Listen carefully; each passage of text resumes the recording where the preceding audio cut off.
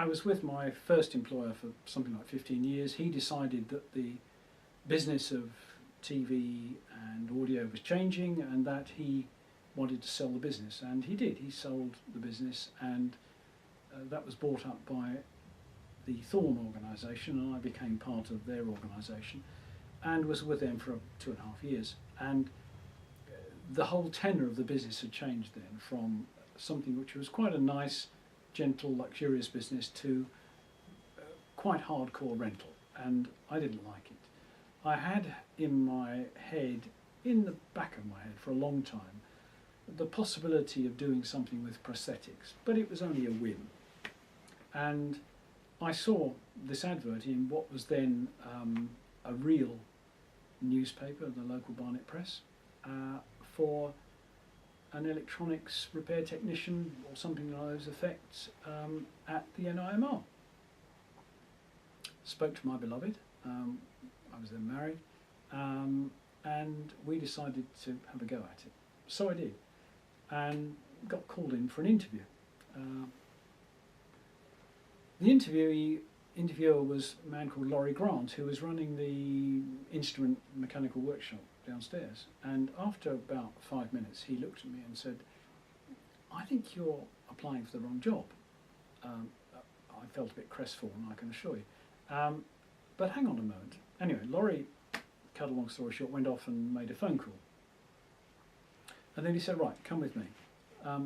So I was ushered upstairs, as I now realise, to meet John Marsh, and was plonked in John's office, and he chatted to me. And we spoke widely about scouts and about bicycles, about the fact that I was a member of the local church, and the fact that I could repair videos. And he looked at me and he said, "Well," he said, "if you can repair videos, you can do anything that we want here." And that was really the interview over, to be honest. I did have an official interview sometime later, but really the die was cast by then, thankfully for me. And eventually I joined the NIMR on April Fool's Day, 1981 actually. And that's been a huge excitement for me.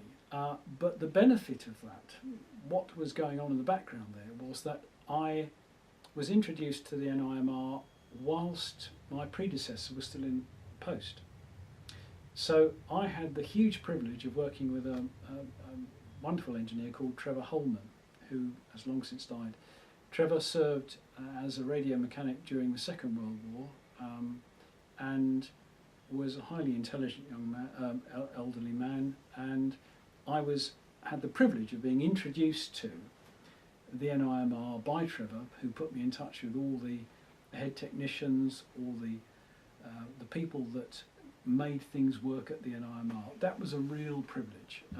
Sadly, Trevor's died since then, but that set me on course, and being introduced to that strata of head technician was an enormous privilege. They didn't really know me at all. They knew Trevor and took me on trust, and a lot of them took me under their wing and guided me, to be absolutely honest about it, and gave me an awful lot of information, and we went on from there. That was my introduction to the NIMR. And when I joined, the NIMR had the engineering division was still doing its own research in those days, and during my time there, it moved from being a research department to being a service department, and a significant change. And we lost quite a lot of the young research staff who were there when I first joined them, which to me was a sad loss, but you know, that's how it is. That's the way it goes.